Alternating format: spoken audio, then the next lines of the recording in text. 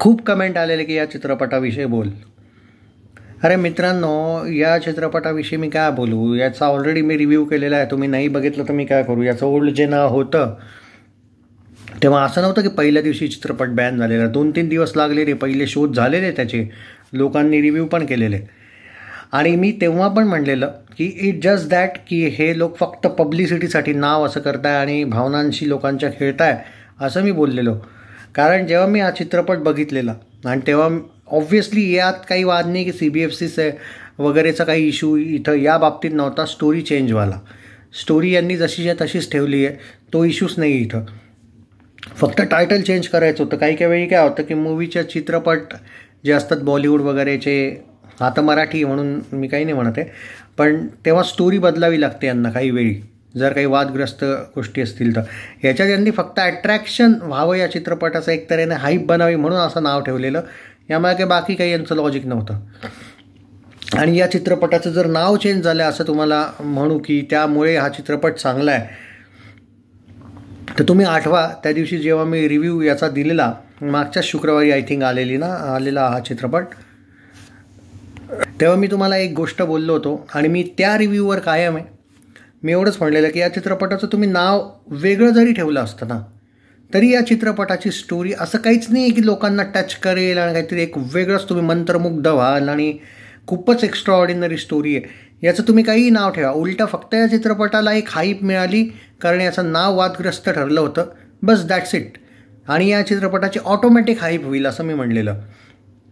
त्यामागे रिझन हे होतं की नाव तुम्ही असं ठेवलं आहे की लोक किती जरी या टाईपच्या गोष्टींना ॲग्री डिसॲग्री असं करत असतील, पण अशा वादग्रस्त नावांमुळे होतं असं की नाही यार काहीतरी तर असेल या चित्रपटात, मनात येतं लोकांच्या.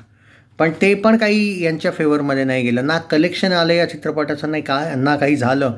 आणि काही शोज तर काल कॅन्सल पण झाले आणि काल बॅन नाही झाले, कारण लोकांनीच कॅन्सल, म्हणजे लोकांनी पण नाही कॅन्सल करवले. जसं काही तेव्हा प्रोटेस्ट वगैरे झाले होते, स्वतःहून कॅन्सल झाले. कारण लोकांचे एकदा मनातून उतरले की उतरले.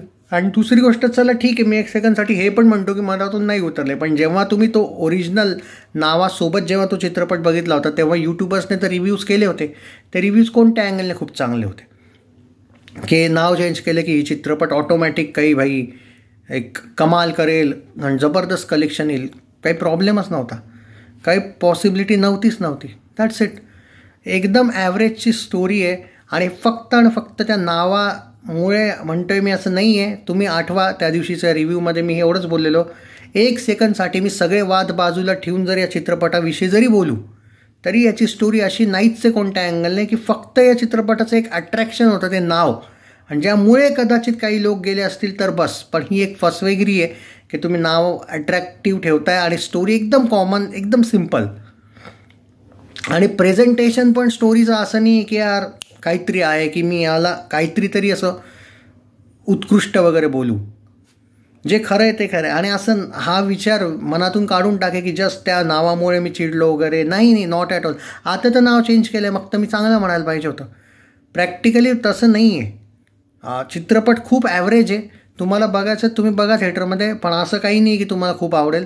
इनफॅक्ट खूप कमी चान्स आहे यार असे चित्रपट तुम्ही OTT किंवा TV वर जरी बघाल तरी तुम्ही म्हणाल यार ठीक आहे TV वरच बघण्यासारखं आहे. त्यात तुम्ही तिकीट वगैरे खर्च कराल का पैसे तुमच्यावर आहे, बाकी मी काही नाही म्हणणार.